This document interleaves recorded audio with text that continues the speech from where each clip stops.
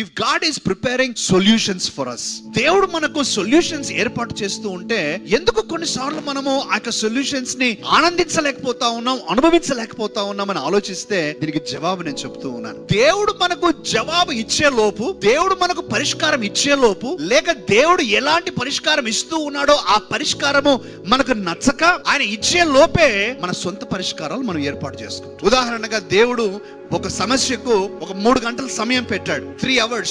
After the end of 3 hours on clock, he is going to release his answer. ఒక 3 గంటలు, correct గా 3 గంటల సమయంలో ఆయన జవాబును విడుదల చేస్తాడు. కానీ మనిషిగా మనకు ఉన్నటువంటి ఆత్రత ఏంటంటే, అంతసేపు ఆగలేను నేను 3 గంటలు ఆగలేను. నేను ఆగలిగితే 10 నిమిషాలు ఆగుతా, ఒక 20 నిమిషాలు ఆగుతా, 30 నిమిషాల నుంచి నాకు టెన్షన్ అవుతుంది. ఒక గంట అయిందంటే కానీ ఇంకా నాకు దిక్కు తెలియదు. అందుకని ఆ గంట లోపు ఏదో ఒక పరిష్కారం చేసుకోవాలని మనం ప్రయత్నం చేస్తాం. సో దేవుడు ఆన్సర్ ఇచ్చే లోపే మన ఆన్సర్స్ని మనం చూసుకుంటున్నాం.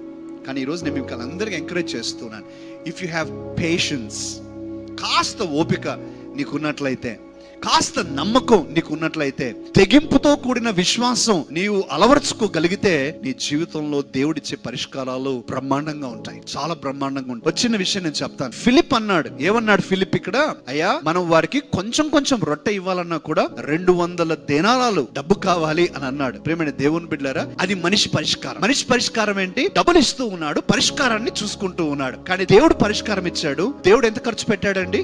ఎన్ని రూపాయలు ఖర్చు పెట్టాడు? ఇక్కడ ఏమీ ఖర్చు పెట్టాల. అక్కడ ఉన్నదానినే ఆయన వాడుకొని ఆ పరిష్కారం ఇచ్చాడు. ప్రేమ దేవుని బిడ్డలు ఆలోచిస్తూ ఉన్నారా?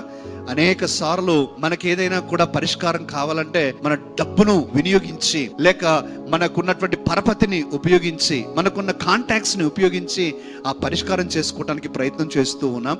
మనం ఎంతో ఖర్చు పెట్టుకుంటూ ఉన్నాం. కానీ దేవుని చేతుల్లో పెట్టగలిగితే 1 రూపాయి ఖర్చు లేకుండా, 1 రూపాయి ప్రయాస లేకుండా ఆయనే నీకు పరిష్కారం చేసి ఇంకా మిగిలేటట్టు చేసి ఆ గంపలు కూడా నీకే ఇస్తాడు.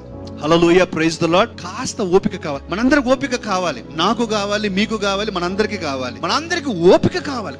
ఓపిక నువ్వు పెట్టుకోగలిగితే దేవుని యొక్క పరిష్కారాన్ని నువ్వు అనుభవించగలవని నేను జ్ఞాపకం చేస్తున్నాను.